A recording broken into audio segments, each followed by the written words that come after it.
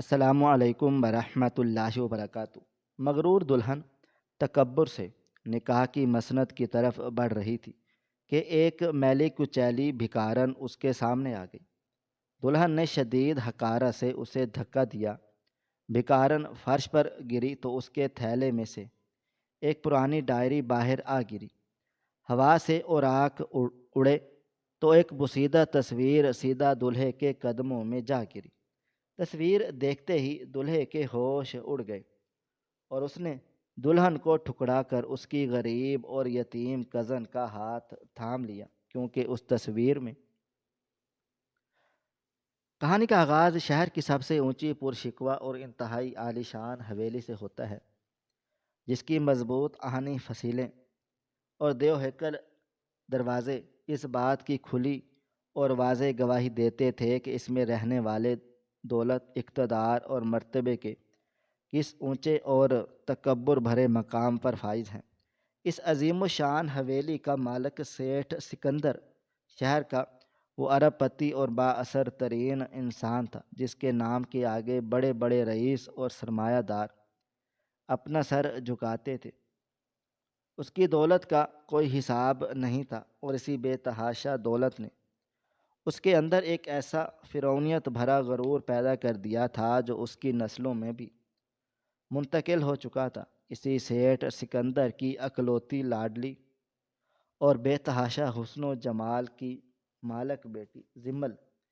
اس حویلی میں کسی مغرور ملکہ کی طرح اپنی زندگی گزار رہی تھی۔ زمل کو اپنے اعلیٰ نسب، اپنی بے پناہ دولت، اپنے حسن اور اپنے ماڈرن لائف سٹائل پر اس قدر شدید غرور تھا کہ وہ اپنے طبقے سے نیچے کے لوگوں کو جاندار یا انسان ہی نہیں سمجھتی تھی۔ وہ عام امیر لڑکیوں کی طرح چیخ کر لڑنے جھگڑنے، ملازموں پر ہاتھ اٹھانے یا گالیاں دینے والی بدتمیز لڑکی نہیں تھی، بلکہ اس کا مزاج ایک ایسی خاموش حقارت، سرد مہری اور تن سے بھرا ہوا تھا جو سامنے والے کے وجود کو مٹا کر رکھ دیتا۔ جب کسی غریب کو دیکھتی تو اس کی آنکھوں میں ایسی تنزیہ اور کرخت چمک ابھر آتی، اور اس کے ہونٹوں پر ایک ایسی حقارت بھری مسکراہٹ آ جاتی جو بتاتی تھی کہ وہ خود کو کس قدر برتر اور اونچی ذات کا سمجھتی ہے۔ اس کے چلنے کے انداز میں ایک ایسی کاٹ تھی جو غریبوں کے دل کو چھلنی کر دیتی تھی۔ اسی پرشکوہ اور جگمگاتی حویلی کے پچھلے اور انتہائی تاریک حصے میں ایک چھوٹا سا خستہ حال اور سرونٹ کوارٹر نما کمرہ تھا، جہاں زمل کی سگی پھپھو اور اس کی جوان بیٹی فاطمہ پچھلے کئی سالوں سے پناہ گزین تھیں۔ فاطمہ کا باپ انہیں برسوں پہلے حالات کی چکی میں پسنے کے لیے بالکل تنہ تنہا اور لاوارث چھوڑ کر کہیں غائب ہو گیا تھا، اور تب سے یہ دونوں بے آسرا ماں بیٹی اس حویلی میں کسی بھاری بوجھ کی طرح اپنی سانسیں پوری کر رہی تھی۔ زمل ان دونوں یتیم اور بے بس ماں بیٹی پر کبھی کوئی جسمانی ظلم نہیں کرتی تھی اور نہ ہی انہیں برے الفاظ سے پکارتی تھی، بلکہ اس کے اٹھنے بیٹھنے کا شاہانہ انداز، اس کے پہننے اوڑھنے کا غرور اور اس کی کاٹ تار نظریں فاطمہ کو ہر پل ہر گھڑی یہ اذیت ناک احساس دلاتی تھی کہ وہ اس گھر میں محض ایک کچرے یا ادنیٰ نوکری سے زیادہ کوئی حیثیت نہیں رکھتی۔ زمل ہمیشہ فاطمہ کی سادگی کے اس پرانے اور کئی بار دھلے ہوئے صوتی کپڑوں اور اس کے باحیا انداز کو دیکھ کر خاموشی سے اپنا رخ موڑ لیتی تھی، جیسے اسے فاطمہ کے وجود سے ہی کراہت آتی ہو۔ اسے لگتا تھا کہ فاطمہ جیسی عام پسماندہ اور غریب لڑکیوں کا اس کے شاندار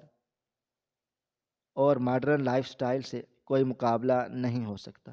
اور یہ یتیم لڑکیاں صرف ان کے ٹکڑوں پر پلنے اور ان کی جوتیاں سیدھی کرنے کے لیے ہی پیدا ہوئی ہیں۔ لیکن فاطمہ ان تمام طنز اور حقارت کے تیروں کا جواب ہمیشہ اپنی باوقار خاموشی سے دیتی تھی۔ فاطمہ کی خاموشی اور اس کا صبر ہی اس کی سب سے بڑی دولت تھی۔ وہ زمل کی ہر حقارت کو اپنے لبوں کی ایک دھیمی اور میٹھی مسکراہٹ کے پیچھے چھپا لیتی تھی۔ اس کا دل اگرچہ ان سرد رویوں سے چھلنی ہو چکا تھا، لیکن اس نے کبھی اپنی زبان سے کسی شکوے یا شکایت کا کوئی ایک لفظ بھی ادا نہیں کیا تھا۔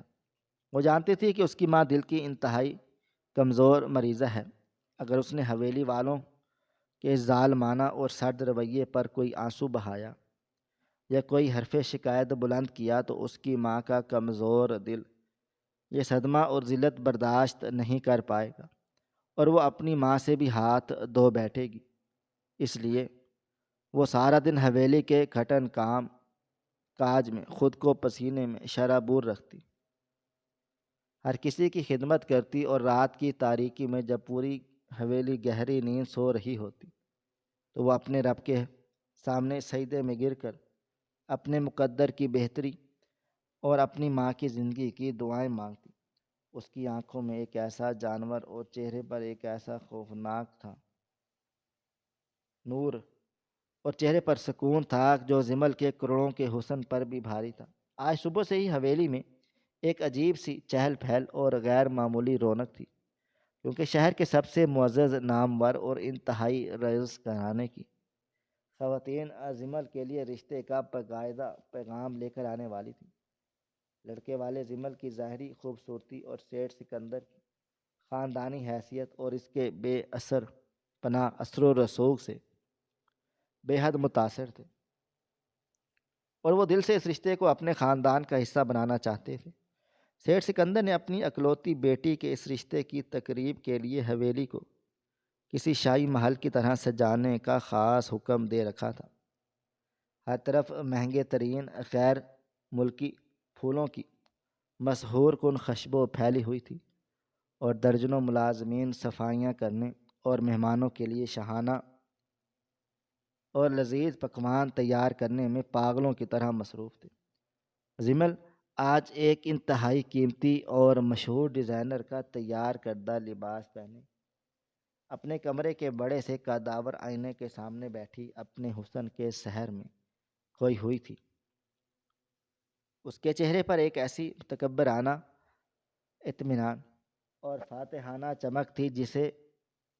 اسے 100% یقین ہو کہ دنیا کا ہر اونچا اور شاندار رشتہ صرف اسی کے قدموں کی دھول بننے کے لیے بنا ہے،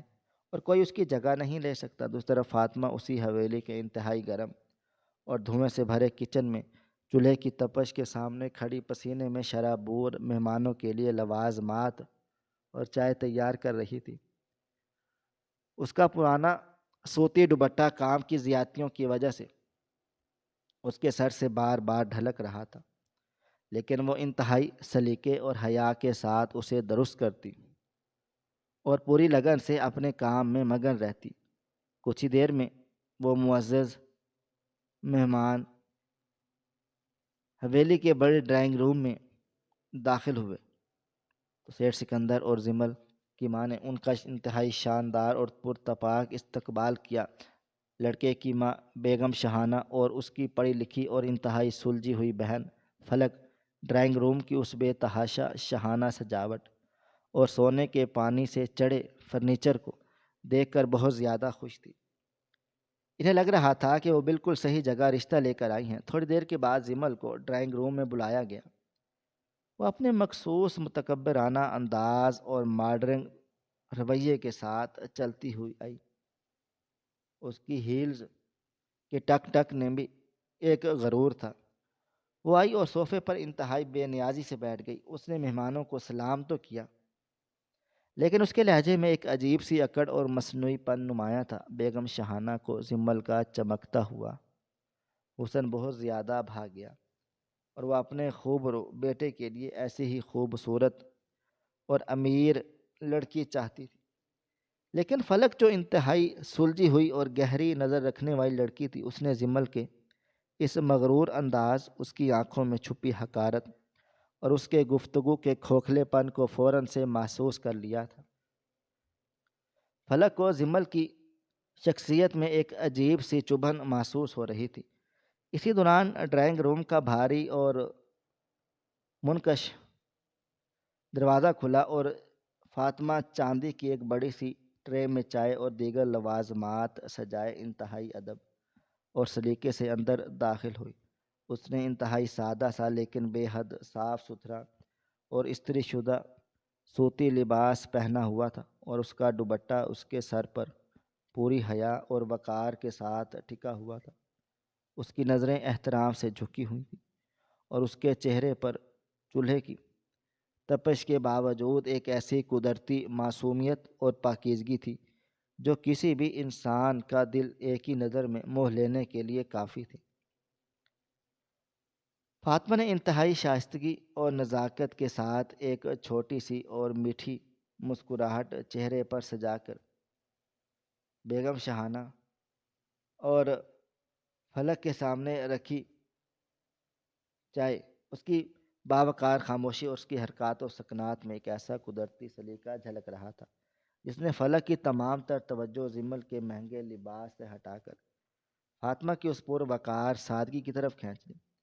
فلک کا دل اندر ہی اندر سے زور سے پکار اٹھا تھا کہ یہ سادہ سی باحیا اور سگھڑ لڑکی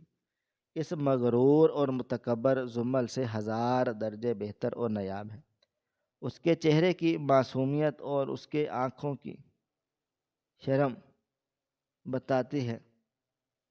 کہ یہ لڑکی جسے گھر میں جائے گی اسے اپنی محبت سے جنت بنا دے گی۔ فلک کے دل میں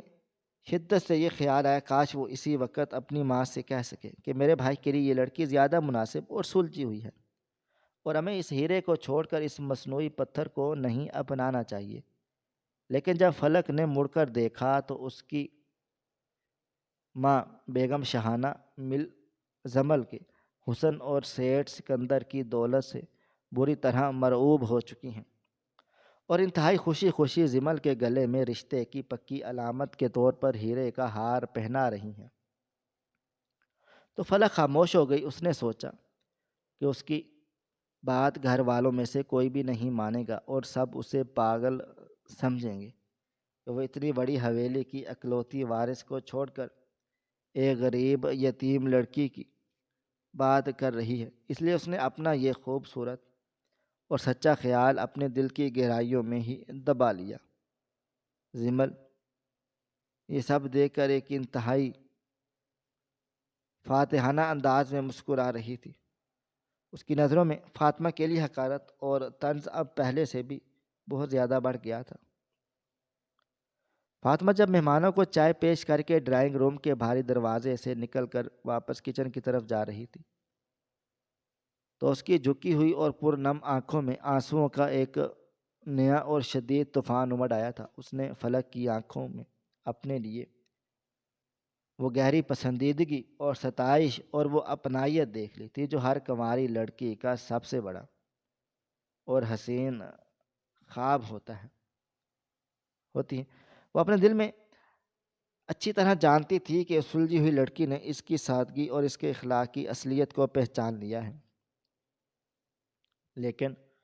وہ یہ بھی بہت اچھی طرح جانتی تھی کہ اس کی یتیمی، اس کی غربت اور اس کی یہ قسم پرسی، اس کا یہ بنیادی حق اس سے ہمیشہ ہمیشہ کے لیے چھین لے گی۔ وہ کچن کے دروازے کے پاس جا کر رکی اور اس نے ایک بار پلٹ کر ڈرائنگ روم کی طرف دیکھا، جہاں اب سیٹھ سکندر اپنی دولت، اپنی فیکٹریوں اور اپنے مرتبے کے قصے انتہائی فخر سے سنا رہا تھا، اور زمل فاتحانہ مسکراہٹ کے ساتھ صوفے پر بیٹھی اپنے ہیرے کی انگوٹھی کو انگلی میں گھما گھما کر دیکھ رہی تھی۔ فاطمہ کا دل ایک بار پھر اپنے اس لاپتہ اور بے وفا باپ کے لیے خون کے آنسو رونے لگا جس کی ظالمانہ غیر موجودگی نے اسے اس حویلی میں ایک بے جان کھلونے اور ایک ادنا غلام کی طرح لاوارث کر دیا تھا۔ وہ دل میں سسکیاں لیتے ہوئے رو رہی تھی، سوچ بھی رہی تھی کہ اے میرے خدا، اے میرے پروردگار، آج میرا باپ بھی زندہ ہوتا اور میرے سر پر اس کا مضبوط سایہ ہوتا تو شاید میں بھی یوں آج کسی کی محتاج اور لاچار نہ ہوتی۔ میری یہ ساری خوبیاں، میرا یہ سلیقہ اور میرا یہ اخلاق سب کچھ کتنا بے معنی اور کتنا سستا اور کتنا حقیر ہے اس معاشرے میں جہاں صرف سونے اور چاندی کے ترازو میں انسان کی عزت اور اس کے کردار کو تولا جاتا ہے۔ اگر آج میرا باپ ہوتا تو میری یہ سادگی میری سب سے بڑی طاقت اور میرا سب سے بڑا زیور ہوتی، اور شاید وہ مہمان زمل کی بجائے میرا ہاتھ مانگ کر مجھے اتنے ہی اونچے اور شاندار گھرانے میں پورے مان اور عزت کے ساتھ بیاہ کر لے جاتے۔ لیکن آج میری یہ یتیمی، لاوارث پن اور غربت نے میری ہر اچھائی کو کھا گئی ہے۔ میری تمام تر خوبیاں میری اس قسم پرسی کی موٹی چادر کے نیچے ہمیشہ ہمیشہ کے لیے دفن ہو گئیں۔ اس دنیا میں کوئی بھی انسان کسی غریب لڑکی کی سادگی اور اس کے سلیقے کو نہیں دیکھتا، صرف سب دولت کی چمک اور باپ کے مرتبے کو سلام کرتے ہیں۔ فاطمہ کی بڑی بڑی معصوم آنکھوں سے گرم اور سلگتے ہوئے آنسوؤں کی لڑیاں ٹوٹ کر اس کے گالوں پر گرنے لگیں۔ اسے اپنا آپ بہت تنہا، چھوٹا اور بے بس محسوس ہونے لگا۔ اس کا دل چاہا کہ وہ دھاڑے مار مار کر روئے، لیکن پھر اسے اچانک سے خیال آ گیا، اگر حویلی کے کسی نوکر نے یا زمل نے اسے یوں روتے ہوئے دیکھا اور آنسو بہاتے ہوئے دیکھ لیا تو اسے مزید حقارت سے دیکھیں گے اور اسے طعنے دیں گے کہ یتیم اور منحوس لڑکی ہماری خوشیوں سے جلتی ہے، اور اس کا یہ رونا دھونا محض ہم سے حسد کا نتیجہ ہے۔ فاطمہ نے گہری اور کانپتی ہوئی سانس لی اور اپنے سینے میں اٹھنے والے درد کے طوفان کو وہیں پر روکا۔ اپنے دوپٹے کے پلو سے اپنی بھیگی ہوئی سرخ آنکھیں صاف کی اور ایک بار پھر اپنے چہرے پر وہی صابرانہ، باوقار اور دلکش مسکراہٹ سجا کر کچن کے بقیہ کاموں میں لگ گئی۔ اس نے اپنے درد کو اپنے سینے کی گہرائیوں میں اتنی مضبوطی سے دفن کر دیا کہ جب بھی کوئی حویلی کا فرد یا مہمان اس کے پاس سے گزرتا، اسے اتنی خلوص بھری اور میٹھی مسکراہٹ کے ساتھ ملتی جیسے اس کے دل میں دکھ نام کی کوئی چیز ہی نہ ہو، اور وہ دنیا کی سب سے خوش نصیب لڑکی ہو۔ وہ جانتی تھی کہ یتیموں کا رونا کوئی بھی نہیں سنتا، اور ان کی مسکراہٹ کے پیچھے چھپے ہوئے درد کو کوئی بھی نہیں دیکھتا، بس سب ان کی خاموشی کو ان کی قسمت سمجھ لیتے ہیں۔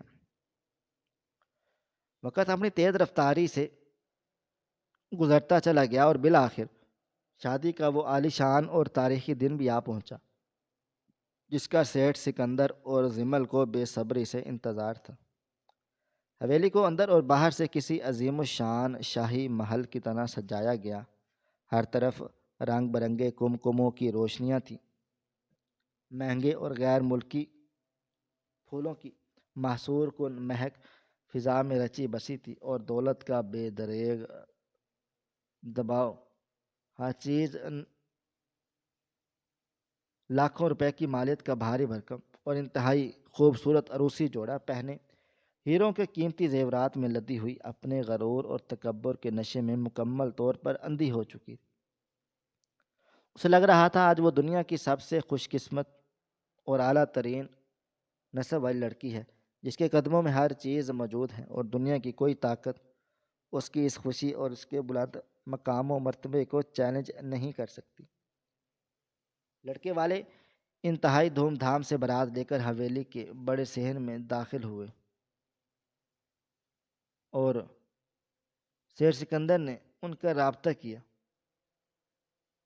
ان کا استقبال اس قدر شاہانہ اور شاہکار انداز میں کیا گیا کہ شہر کے بڑے بڑے امرا اور سیاستدان بھی دنگ رہیں گے۔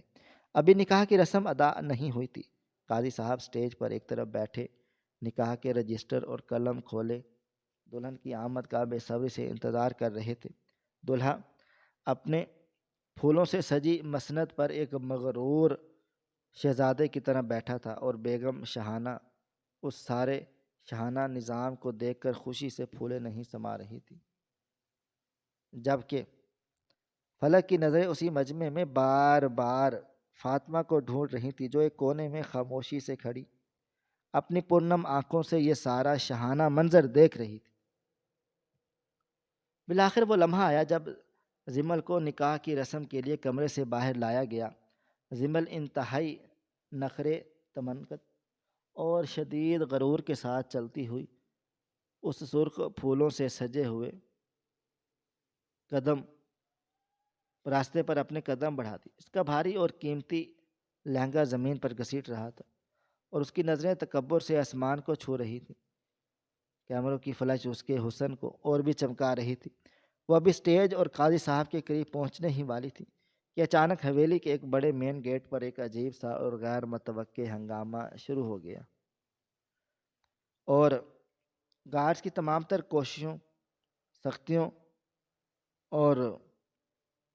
روک ٹوک کے باوجود ہجوم کی چیرتی ہوئی ایک انتہائی خستہ حال میلی کچیلی اور پاگل سی بکارن زمل کے بالکل سامنے آ کھڑی ہوئی۔ اس بکارن کے کپڑے جگہ جگہ سے تار تار تھے، اس کے چہرے پر سالوں کی مٹی اور دھول جمی تھی، اور اس کے گلے میں ایک پرانا سا پھٹا ہوا کپڑے کا تھیلا لٹک رہا تھا۔ اس کی آنکھوں میں ایک عجیب سی تڑپ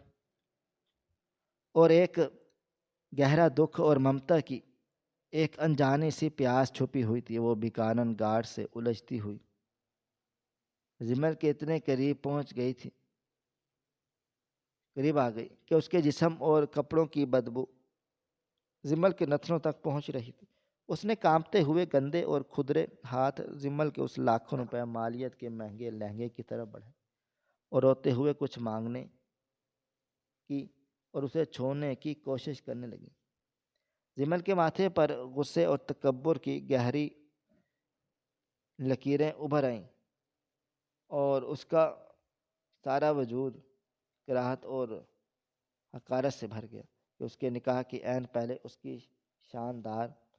اور شاہانہ تقریب میں یہ غلیظ اور بدبودار عورت کہاں سے آ گئی۔ زمل نے اپنی رونت اور غصے میں اندھے ہو کر اس بیکارن کو ایک انتہائی زوردار اور ظالمانہ دھکا دیا۔ زمل کے ظالمانہ اور انتہائی سفاک دھکے سے وہ بوڑھی اور ہڈیوں کا ڈھانچہ بنی ہوئی کمزور بیکارن کسی کٹے ہوئے سوکھے درخت کی طرح سیدھے اس ٹھنڈے اور چمکدار سنگ مرمر کے فرش پر جا پڑی، اور اس کے گرنے کی وہ کھوکھری اور دردناک آواز پورے حال کے سناٹے میں ایک گونج کی طرح ابھری۔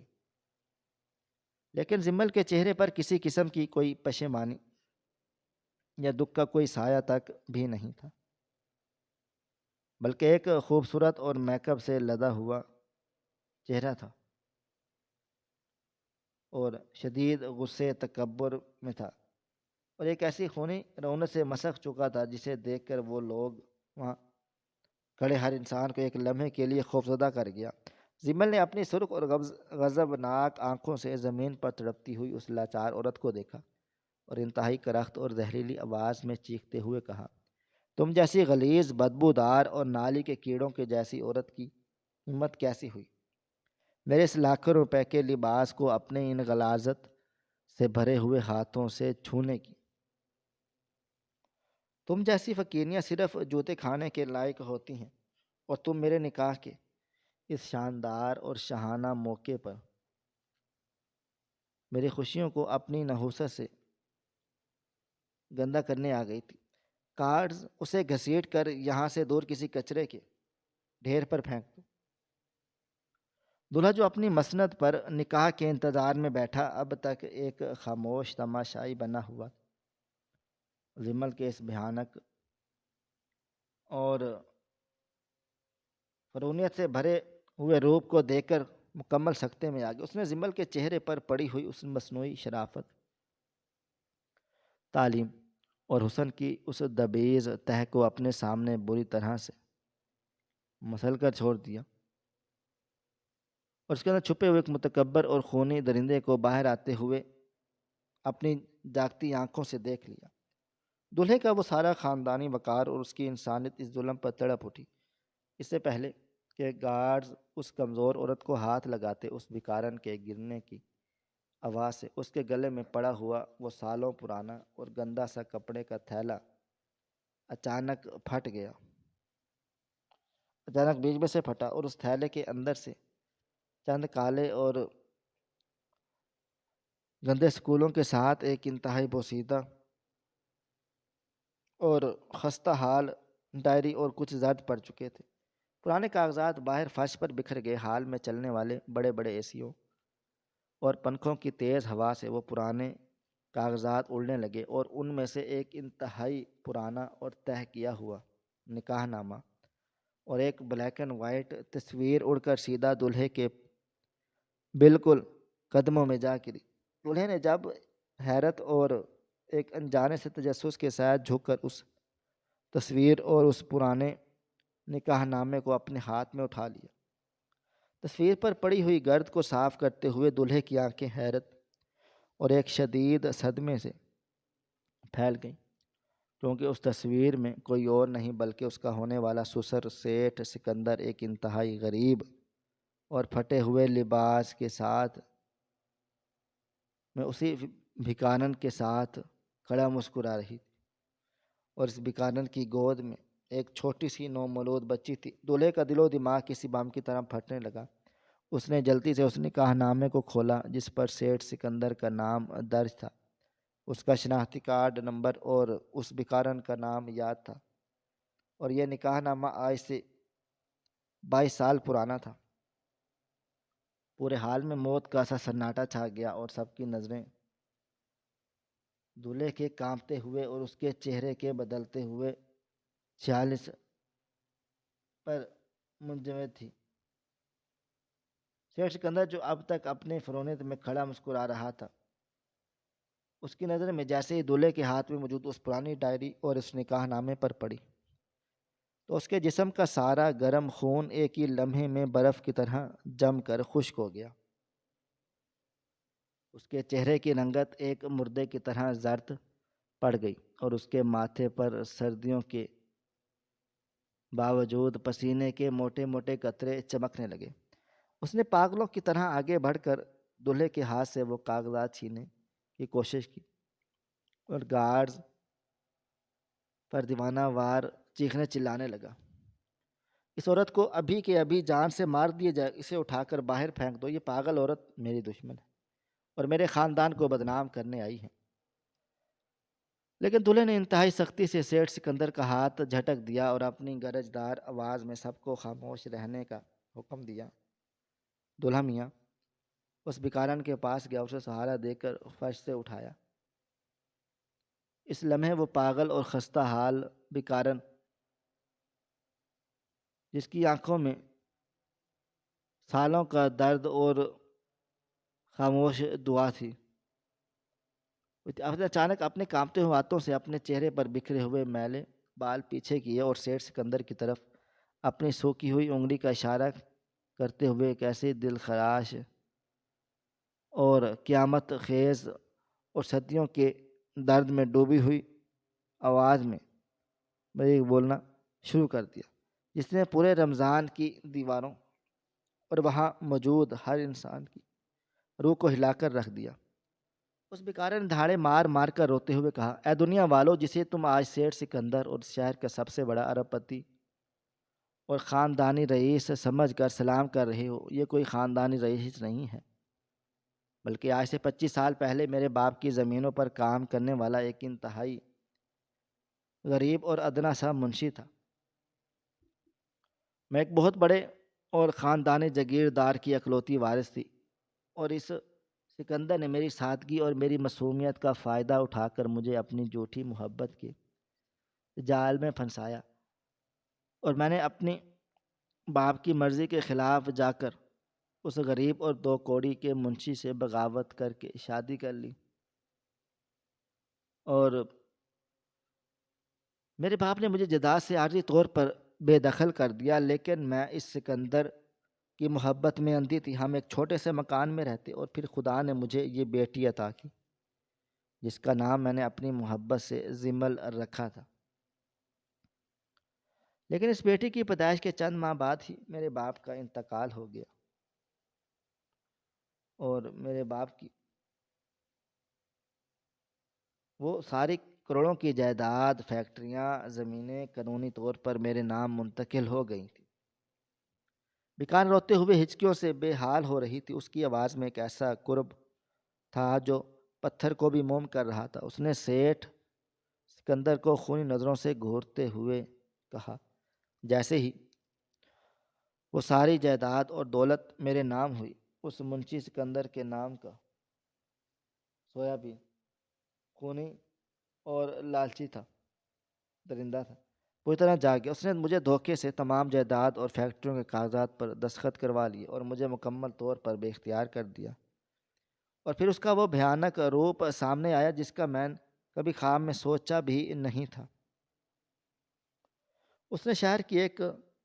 اور انتہائی امیر اور بے اولاد عورت سے شادی کرنے کا فیصلہ کر لیا،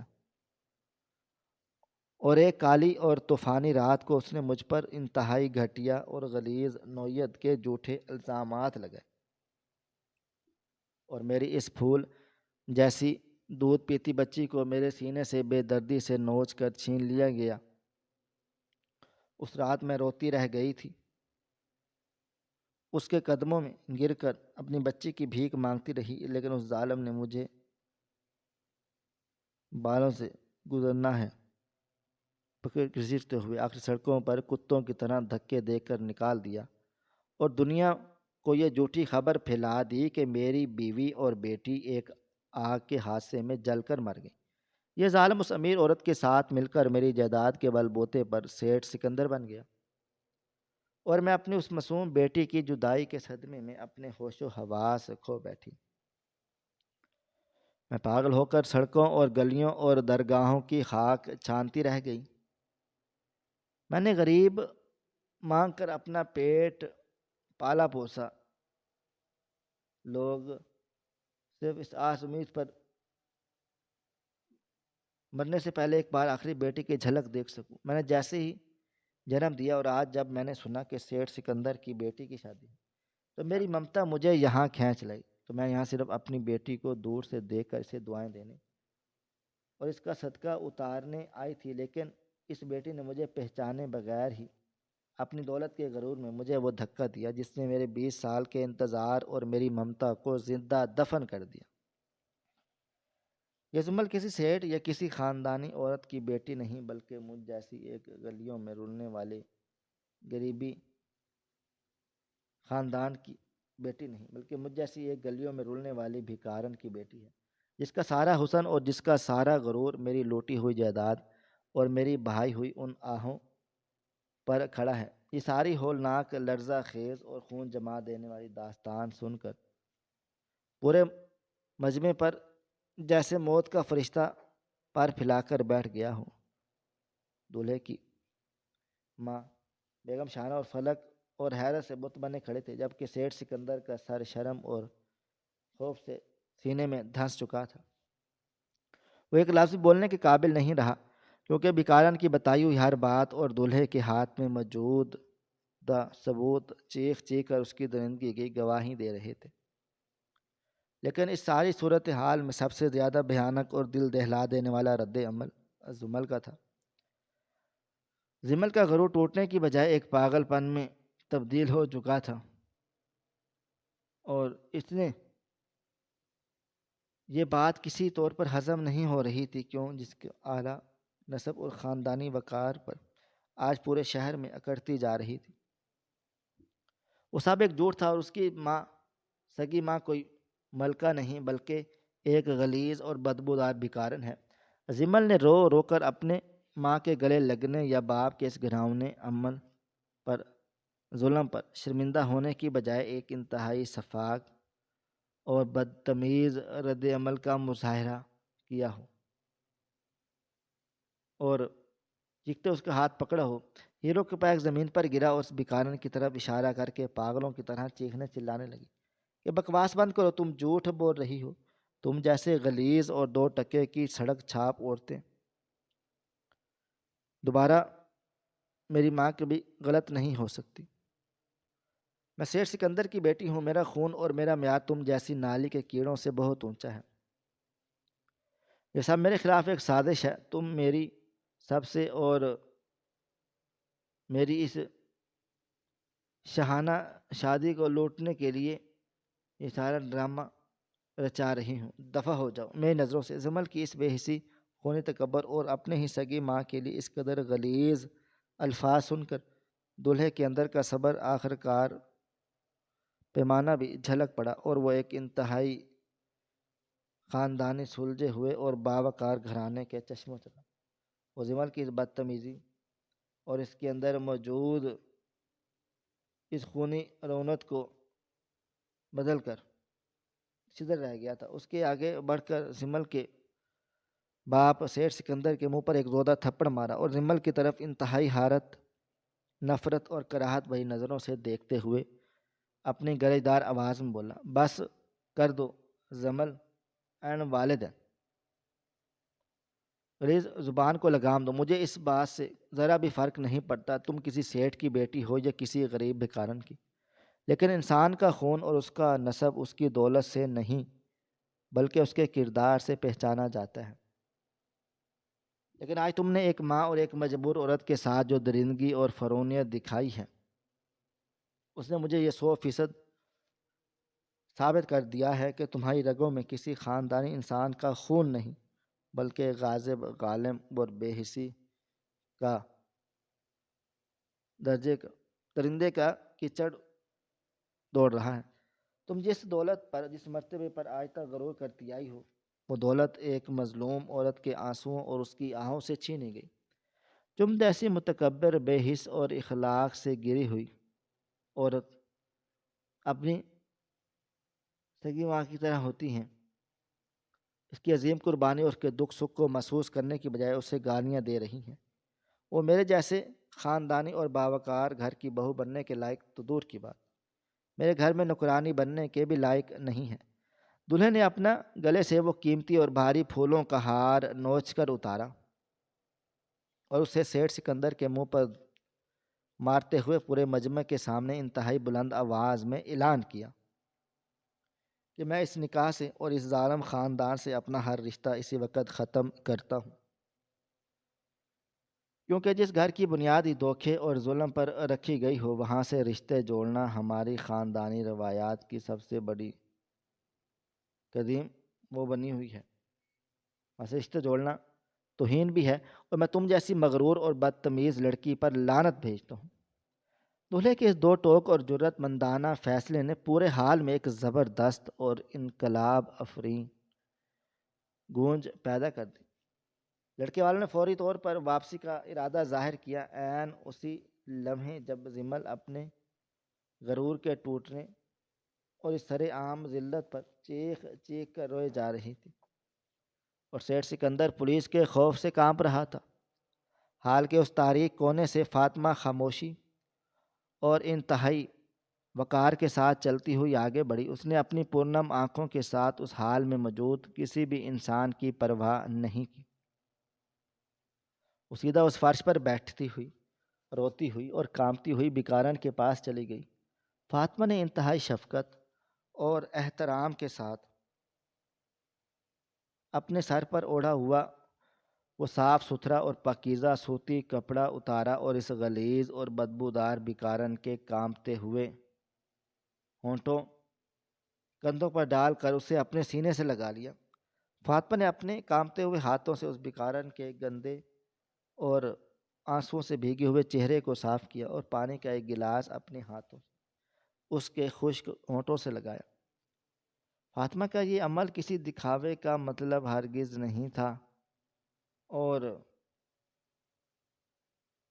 بلکہ یہ اس کی خاندانی تربیت کا وہ اعلیٰ اخلاق اور اس کی وہ اندرونی خوبصورتی تھی جو اس کی غربت کے باوجود کسی ہیرے کی مانند چمک رہی تھی۔ دولہا، اس کی ماں بیگم شاہانہ اور فلک یہ سارا منظر انتہائی حیرت اور ایک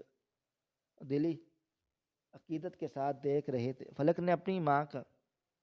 بازو زور سے دبایا اور اس کی آنکھوں میں وہ ستائش اور سچائی ابھر آئی جسے وہ شروع دنوں سے محسوس کر رہی تھی۔ فلک نے اپنی ماں سے کہا کہ ماں دیکھو، یہ ہے وہ اصل فرق جو انسان کو انسان بناتا ہے۔ ایک وہ لڑکی ہے، اسے کروڑوں کا لباس پہن کر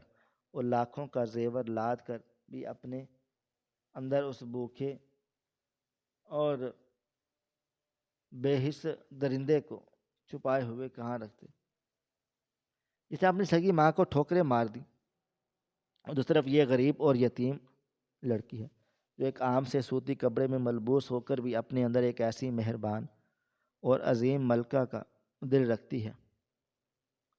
جو ایک پاگل اور بدبودار عورت کے درد کو محسوس کر رہی ہے۔ بیگم شاہانہ کا دل فلک کی اس بات پر پوری طرح پگھل چکا تھا۔ انہیں اب 100% یقین ہو گیا تھا کہ ان کے گھر کا سکون اور ان کی نسلوں کی تربیت اس پر کے ہاتھوں میں نہیں بلکہ اس باحیا اور اخلاق والی فاطمہ کے ہاتھوں میں محفوظ رہ سکتی ہے۔ دولہے کی آنکھوں میں بھی فاطمہ کے اس عمل نے ایک بے پناہ عزت اور محبت پیدا کر دی۔ اس نے محسوس کر لیا کہ اصل خوبصورتی روح کی ہوتی ہے۔ بیگم شاہانہ انتہائی وقار کے ساتھ چلتی ہوئی آگے بڑھیں۔ انہوں نے فاطمہ کو بیکارن کے ہاتھ سے انتہائی محبت اور ممتا کے ہاتھ اپنے ہاتھوں سے اٹھایا اور اس کے کندھے پر ایک پیار بھرا بوسہ دیا۔ پھر بیگم شاہانہ نے پورے مجمع اور سیٹھ سکندر کی طرف دیکھتے ہوئے انتہائی بلند اور فخریہ آواز میں اعلان کیا، ہمارا خاندان آج اس حویلی سے خالی ہاتھ واپس نہیں جائے گا۔ انسان کا اصل معیار اس کی دولت، اس کے کپڑے یا اس کا بینک بیلنس نہیں، بلکہ انسان کی اصل قیمت اس کا وہ اخلاق، اس کی وہ تربیت اور اس کا وہ ظرف ہوتا ہے جو وہ مشکل وقت میں دکھاتا ہے۔ اس جمل نے ثابت کر دیا کہ تکبر انسان کو کتنا اندھا اور ذلیل کر دیتا ہے، جبکہ اس یتیم لڑکی فاطمہ نے آج یہ ثابت کر دیا کہ اگر انسان کا باطن خوبصورت ہو اور پاکیزہ ہو تو وہ مٹی میں بیٹھ کر بھی مسند کا حقدار ہوتا ہے۔ ہم اس مغرور اور ظالم خاندان کی لڑکی کو نہیں بلکہ ہم اس باحیا، سگھڑ اور سلجھی ہوئی فاطمہ کا رشتہ اس کی ماں سے مانگتے چلے آئے ہیں، کیونکہ ہمیں اپنے گھروں میں ایک بھی پرویک نیند بنانے کے لیے جنت ہیروں میں لدی ہوئی اس بے حس ڈائن کی ضرورت نہیں، بلکہ ہمیں ایک ایسی رحم دل اور با کردار عورت کی ضرورت ہے جو رشتوں کا احترام جانتی ہو۔ دولہے نے اپنی ماں کے اس فیصلے پر انتہائی خوشی اور رضامندی کا اظہار کیا اور قاضی صاحب سے کہا کہ میرا نکاح اب زمل سے نہیں بلکہ محترمہ فاطمہ سے پڑھایا جائے۔ یہ سنتے ہی زمل کی پھپھی، جو سالوں سے ذلت اور قسم پرسی کی حالت میں زندگی گزار رہی تھی، سجدے میں گر کر اپنے رب کے اس کڑے اور شاندار انصاف پر رونے لگ گئی۔ قدرت نے آج اس کا وہ چھینا ہوا حق اسے اتنی عزت اور تکریم کے ساتھ واپس دلا دیا تھا جس کا اس نے کبھی خواب میں بھی نہیں سوچا ہوگا اور سوچا بھی نہیں تھا کہ فاطمہ کی آنکھوں میں خوشی کے آنسو تھے اور اس کا دل اس کے اندیکھے باپ کے لیے دعائیں کر رہا تھا، جس کی غیر موجودگی کے باوجود خدا نے اس کی سادگی کو اس کی سب سے بڑی طاقت بنا دیا۔ اور دوسری طرف زمل چند لمحے پہلے تک آسمان پر اڑ رہی تھی، اب اسی بھاری اور لاکھوں روپے کے عروسی جوڑے میں اسی دھول مٹی اور کیچڑ میں بیٹھی دھاڑے مار مار کر رو رہی تھی اور اپنی اس پاگل بیکارن ماں کے قدموں میں گر کر معافیاں مانگ رہی تھی جسے اس نے کچھ دیر پہلے دھتکارا تھا۔ اس کا ارب پتی اور ظالم باپ سکندر سیٹھ اپنے کیے کی سزا بھگتنے کے لیے پولیس کی ہتکڑیوں میں جکڑا جا چکا تھا اور قدرت کا یہ حتمی اور اٹل فیصلہ پوری دنیا اور وہاں موجود ہر انسان کو یہ لرزہ خیز اور عجیب سبق دے رہا تھا کہ انسان کا تکبر اور اس کا جھوٹا غرور اسے ہمیشہ ذلت اور مٹی کے گڑھے میں گرا دیتا ہے، جبکہ سادگی، اخلاق اور باوقار خاموشی انسان کو ہمیشہ ان مسندوں پر بٹھاتی ہے جو صرف سچے اور پاکیزہ لوگوں کے لیے بنی ہوتی ہے۔ اور اس طرح یہ کہانی ایک انتہائی جذباتی، آنکھیں نم کر دینے والے اور لازوال پیغام کے ساتھ اپنے سب سے خوبصورت اختتام کو پہنچی، جہاں فاطمہ اسی پھولوں سے سجی گاڑی میں انتہائی عزت اور وقار کے ساتھ اپنی نئی اور خوشحال زندگی کی طرف رخصت ہو گئی اور پیچھے صرف تکبر کی راکھ اور عبرت کا نشان باقی رہ گیا تھا۔ ناظرین، آپ کو ہماری آج کی کہانی کیسی لگی؟ کومنٹ باکس میں اپنی رائے کا اظہار ضرور کریں۔ اور اس طرح کی سبق آموز کہانیاں سننے کے لیے ہماری ویڈیوز کو لائک کریں، شیئر کریں اور ہمارے چینل ایس ایف سٹوریز کو ضرور سبسکرائب کر لیں۔ ملتے ہیں کل ایک نئی اور دلچسپ کہانی کے ساتھ، تب تک اپنا ڈھیر سارا خیال رکھیے گا۔ اللہ حافظ۔